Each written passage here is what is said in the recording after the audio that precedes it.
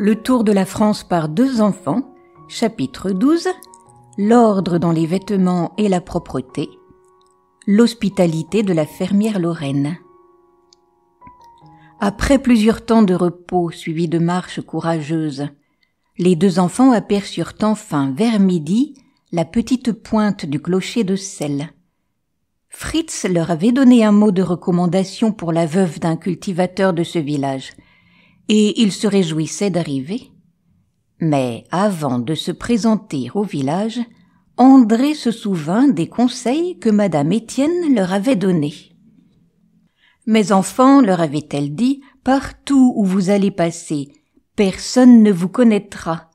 Ayez donc bien soin de vous tenir propre et décent. » « Julien, dit André à son frère, n'oublions pas les conseils de la bonne mère Étienne.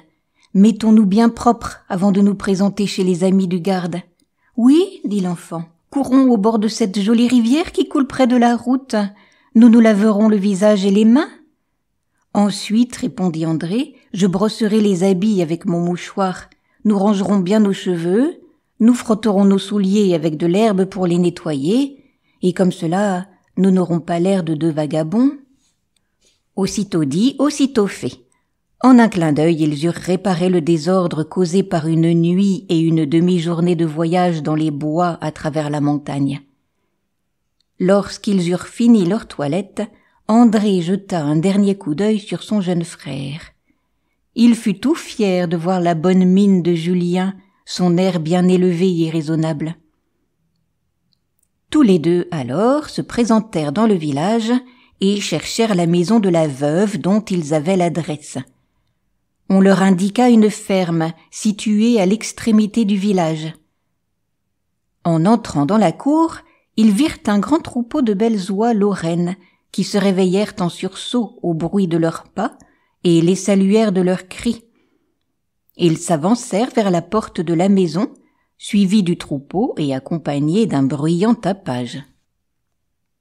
La fermière vint sur le pas de sa porte et regarda les enfants qui s'approchaient d'elle, chapeau à la main. Dès le premier coup d'œil, la ménagère, femme d'ordre et de soin, fut bien prévenue en faveur des enfants qu'elle voyait si propres et si soigneux de leur personne. Aussi, lorsqu'elle eut le billet de Fritz, elle fut tout à fait gagnée à leur cause. « Quoi ?» pensa-t-elle, « ces enfants ont fait seuls, et la nuit, une route si longue dans la montagne ? Voilà de jeunes cœurs bien courageux et dignes qu'on leur vienne en aide. » Elle les accueillit aussitôt avec empressement, et comme on se mettait à table, elle les plaça auprès d'elle.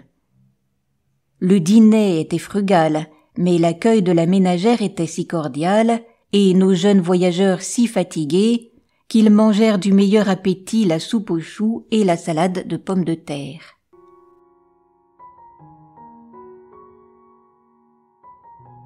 La suite au prochain numéro.